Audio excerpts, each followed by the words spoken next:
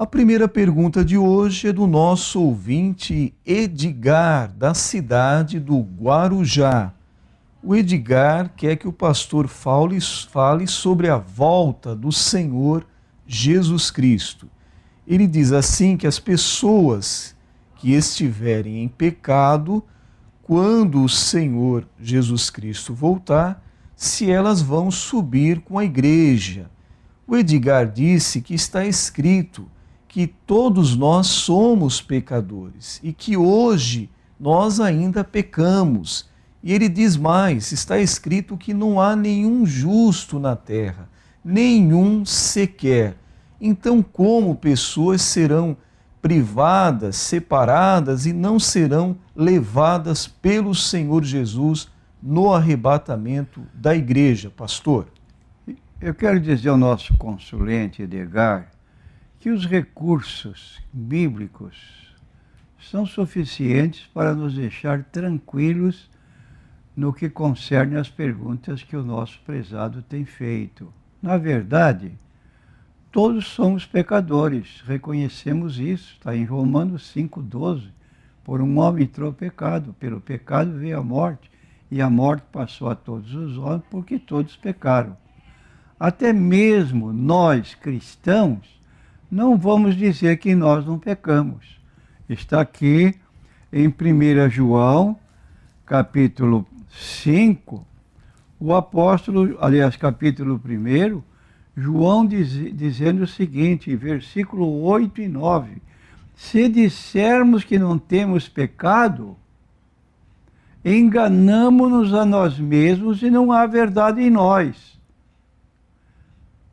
Se confessarmos os nossos pecados, Ele é fiel e justo para nos perdoar os pecados e nos purificar de toda injustiça.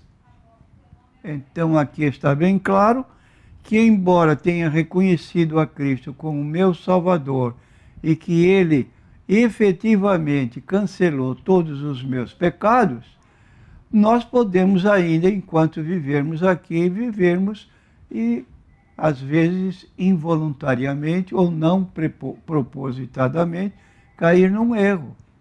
Então não vamos dizer que nós não pecamos, mas nós sabemos que temos um advogado.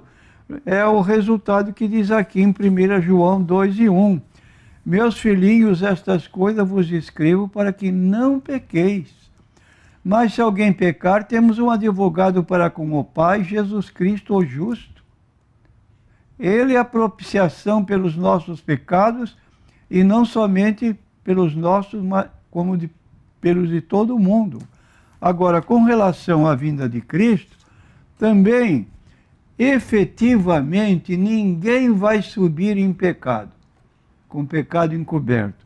Nós lemos aqui no livro de Lucas, terceiro evangelho, capítulo 17, nós lemos aqui no versículo Lucas 17, versículo 34, que a vinda de Cristo será inesperada. Embora saibamos que Ele volta, não sabemos a hora. Então, para muitos vai ser uma surpresa. Tal surpresa, escute só o que disse Jesus, prevenindo-nos para que estejamos vigilantes. Ele diz assim, lembrai-vos da mulher de Ló.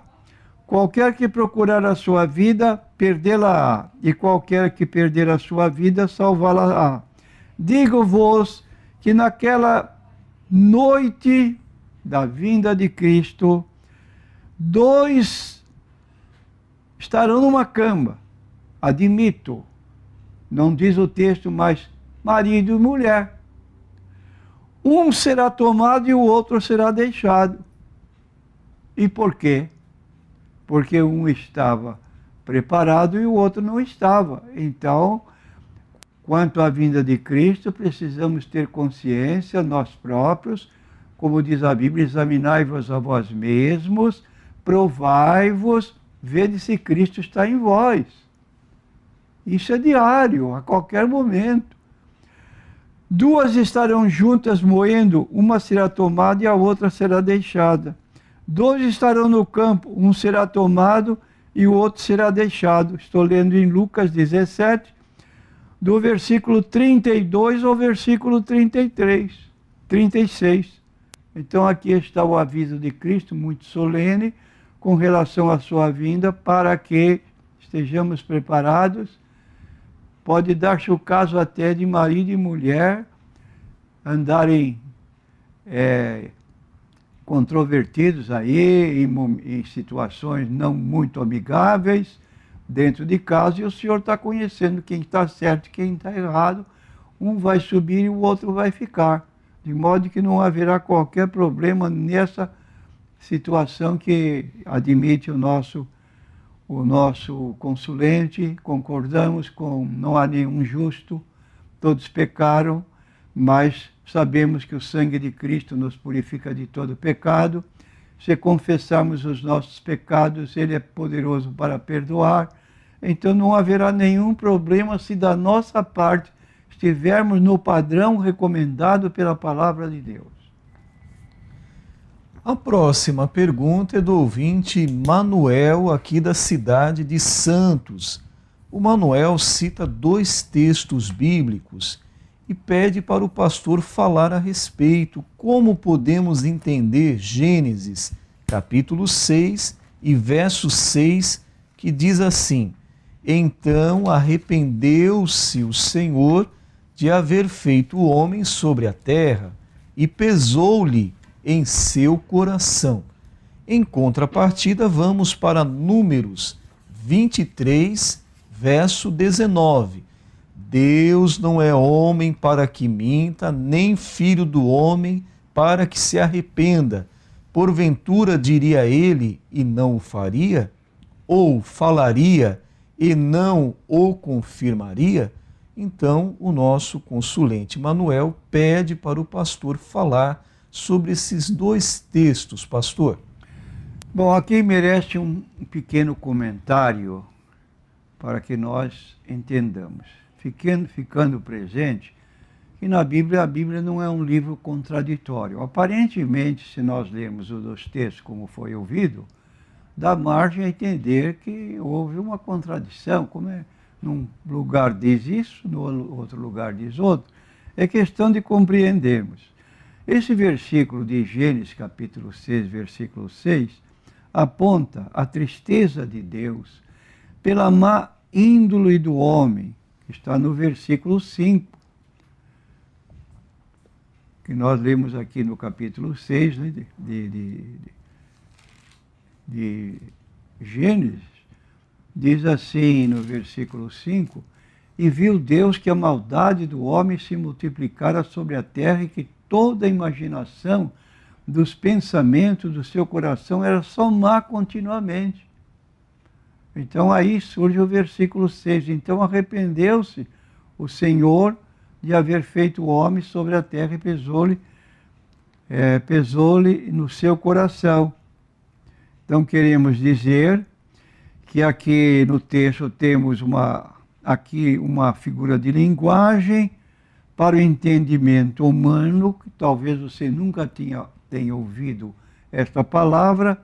É uma figura de linguagem antropopática. Vou repetir: antropopática, indicando que Deus se contristou pela desobediência do homem e não que tivesse havido da parte de Deus um arrependimento por alguma coisa má que eventualmente ele tivesse feito.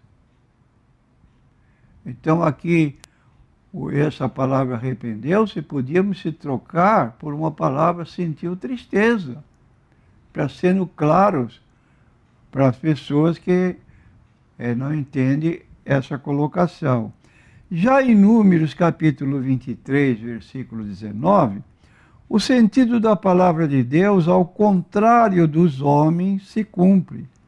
Numa terceira passagem, em Jeremias 18, versículos 7 a 10, nós temos uma maneira de Deus operar. É preciso ler a Bíblia. Vou repetir. Em Jeremias 18, versículos 7 a 10, diz assim o texto bíblico: no momento em que falar contra uma nação, contra um reino, para arrancar, para derrubar, para destruir. Se tal nação, porém, contra a qual falar, se converter da sua maldade, também eu me arrependerei do mal que lhe pensava fazer-lhe. É como aconteceu ainda domingo, nós ouvimos aqui uma pregação baseada na cidade de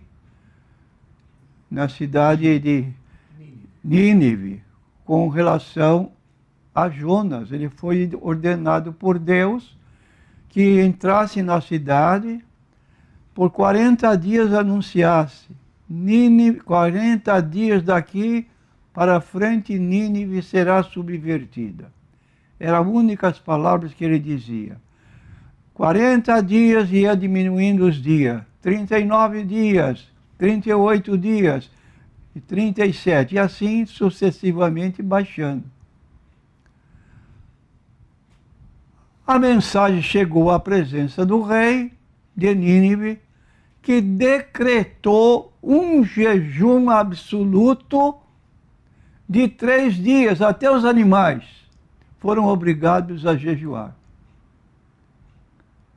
E diz o texto, então, que Deus mudou de ideia, porque ele fez uma ameaça por causa da iniquidade do povo e, no caso, o povo se arrependeu, Deus não viu razão para castigá-lo.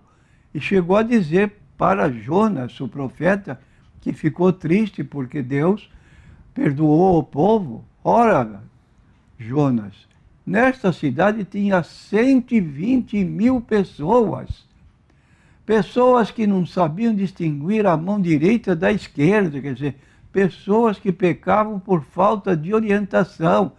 Não terei misericórdia delas? O mesmo acontece aqui no livro de Números 23, 19. Deus mudou de opinião porque houve mudança do povo. E de acordo com Jeremias 18, versículos 7 a 10, todas as vezes que cairmos num erro, nos arrependermos e abandonarmos aquele erro, Deus perdoa. É o que está na Bíblia Sagrada. E assim, então, é a nossa explicação para esse texto que parecia assim muito controvertido. A próxima pergunta, pastor, é do ouvinte Guedes. Ele é da Assembleia de Deus e ele informou também que é um novo convertido. Que Deus abençoe o Guedes, continue firme aí nos caminhos do Senhor. Mas o Guedes está preocupado em agradar a Deus, em fazer o que é certo. Ele pergunta ao pastor com relação ao dízimo. Pastor, eu devo dizimar sobre o meu salário bruto ou devo dizimar sobre o salário líquido que eu recebo, pastor? Eu quero dizer ao nosso consulente que ele recebe aqui meus cumprimentos, não é da minha igreja, mas eu quero cumprimentar por ser um crente novo, ele já quer saber, conhecer melhor a Bíblia. Quero dizer para você que você vai encontrar durante o seu caminho como cristão pessoas que vão contestar o dízimo. Vão dizer, o dízimo é da lei. Nós não estamos debaixo da lei, não sabe nem qual o alcance da lei. Por incrível que pareça. Fala a lei, mas não sabe o que está dizendo. Desculpe a colocação, mas essa é uma situação. Porque nós temos que, quando Abraão deu o dízimo, ele não tinha lei ainda para se reger. Brotou do coração espontâneo dele. E Deus o abençoou ricamente.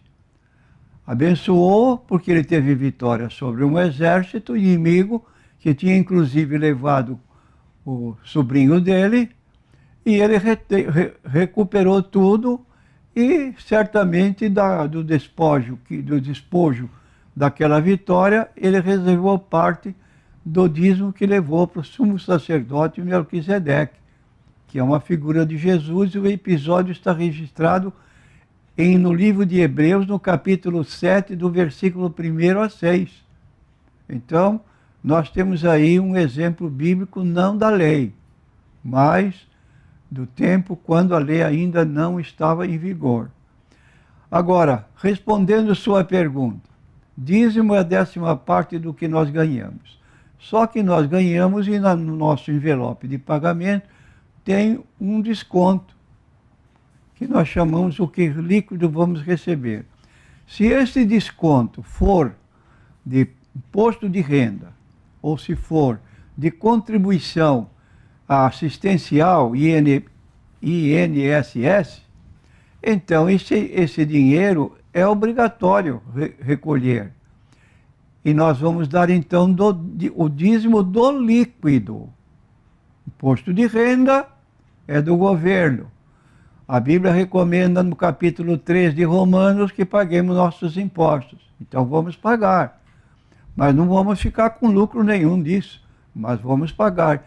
E a aposentadoria é um tipo de um valor que quando chegar o tempo de aposentadoria você vai receber sem trabalhar. Naquele tempo futuro da aposentadoria você vai contribuir naturalmente, que você está recebendo como salário de aposentado.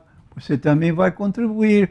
Logo, você pode deduzir agora, porque você vai pagar no futuro.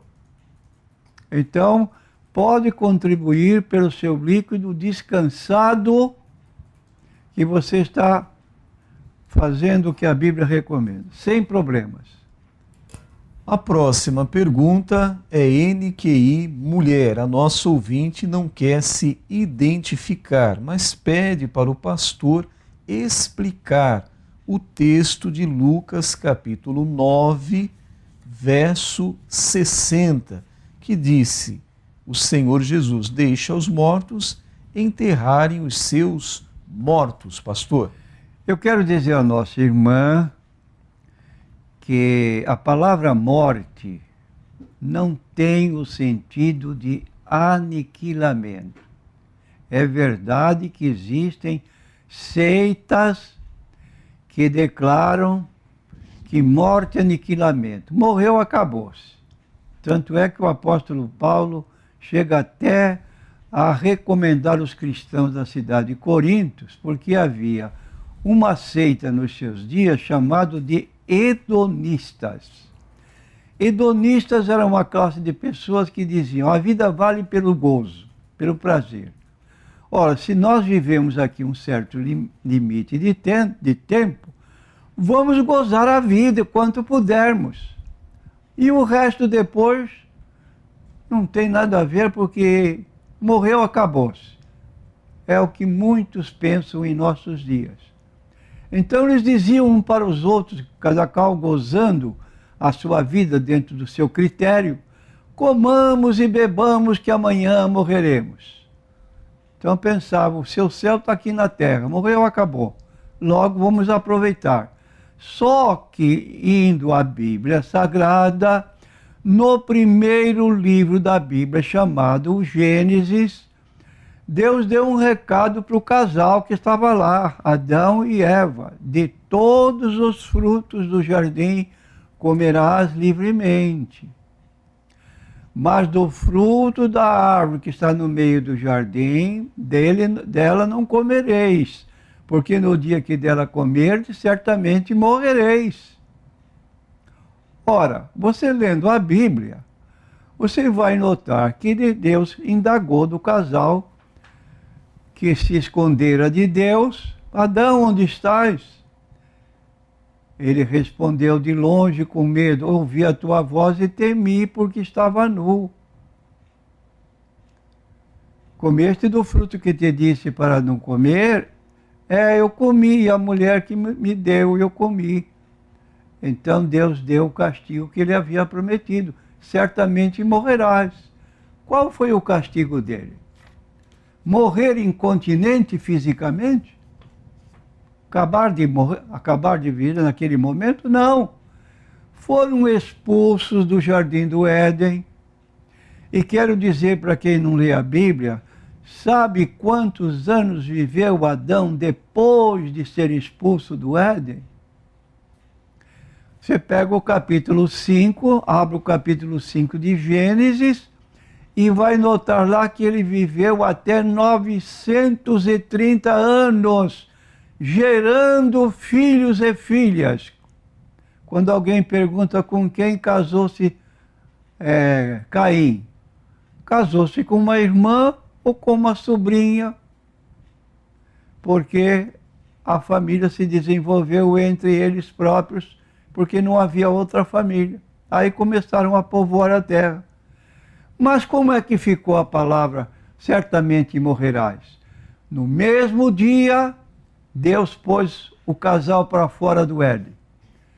Impediu a entrada deles. Não podiam mais entrar, viveram fora. Esta morte chama-se morte espiritual. Com 930 anos, o casal veio morrer fisicamente. E por fim, uma pessoa que morre, que vive morto espiritualmente, está vivendo, deixa os mortos sepultar os seus mortos. Mas que tipo de morte que pode sepultar o outro? É aquele morto espiritual que está vivo fisicamente. Ele pode sepultar muito bem uma pessoa, porque a morte dele é separação de Deus. Agora, a morte física é a separação da nossa alma do nosso corpo. O corpo morre, a alma não. Se retira, como disse Jesus em Mateus 10, 28, não tem mais os que matam o corpo e não podem matar a alma. Então, a alma sobrevive à morte do corpo. Mas tem mais um problema. Quem morre fisicamente, morto espiritualmente, vai para a morte eterna, que é o afastamento definitivo de Deus. Apartai-vos de mim, malditos, para o fogo eterno, preparado para o diabo e seus anjos. Palavras de Jesus em Mateus 25, 41. E disse o texto 46, irão estes para o tormento eterno, mas os justos para a vida eterna. Então aí está, deixa os mortos sepultar os seus mortos. Nós encontramos com muitos mortos durante o dia, cada dia da nossa vida. Pessoas que têm vida física, boa saúde, mas estão mortos espiritualmente. Saem de casa sem orar, não tem contato com Deus, vive como se Deus não existisse. Até alega ser ateu. Está morto, morto espiritualmente. Um dia vai morrer fisicamente e definitivamente vai ser afastado de Deus. A morte eterna, a separação eterna. Palavras do Novo Testamento do Senhor Jesus Cristo. Repetindo, morte física, todos nós conhecemos. Temos mais de um cemitério na cidade. Morte espiritual, a maior população de santos está vivendo essa morte espiritual. Somos 400, quase 500 mil habitantes, mas eu acredito que pelo menos 400 mil estão mortos espirituais. E a morte eterna, quando morre, fisicamente, estando morto espiritualmente, acabou-se. Segue-se o juízo e aí não tem mais jeito. Definitivamente afastado de Deus por toda a eternidade. Morte eterna. A próxima pergunta é da ouvinte Luísa. A Luísa fala aqui que muitos pregadores, pastores, estão pregando, ensinando que nós devemos descer, devemos nos humilhar para sermos assim usados por Deus. O que o pastor pode falar a respeito? Essa colocação do pastor está correta. É Luísa? Luísa. Desculpe, é Luísa. Aqui está meio parecendo Luiz. Mas essa colocação está correta, só que é uma linguagem figurada. Quando nós vamos à igreja, os pastores nos exortam, e temos que descer às vezes, por exemplo, quando nós nos lembramos da parábola de Jesus, dos dois homens que foram orar no templo. Um deles estava soberbo. E aqui diz, temos que descer. Aquele fariseu não quis descer. Ah, graças te dou que eu não sou como os demais homens. Pessoas soberbas, altivas, pensam que sabem mais, e às vezes ostentam essa grandeza para que todos reconheçam, e qualquer meio a pessoa quer se distinguir, então precisa descer, ser pessoa humilde, consagrada. É para dobrar o joelho? Vamos dobrar o joelho, eu não sou mais do que ninguém. Vamos dobrar o nosso joelho diante de Deus, porque um dia a pessoa que não dobra agora vai dobrar nem que não queira. Está lá no capítulo 2 da carta de Paulo aos Filipenses: todo joelho se dobrará, toda língua confessará o Jesus Cristo, mas não para salvação, obrigatoriamente, porque os que fazem isso hoje já não vão confessar mais, já estão salvos por Cristo e não vão precisar de novo se prostrar. Mas aqueles que não se prostraram, então sejamos modestos dentro da casa de Deus, reconhecendo nossas limitações, não sejamos pessoas assim orgulhosas, altivas, que queremos sobressair sobre os demais, e Deus vai abençoar.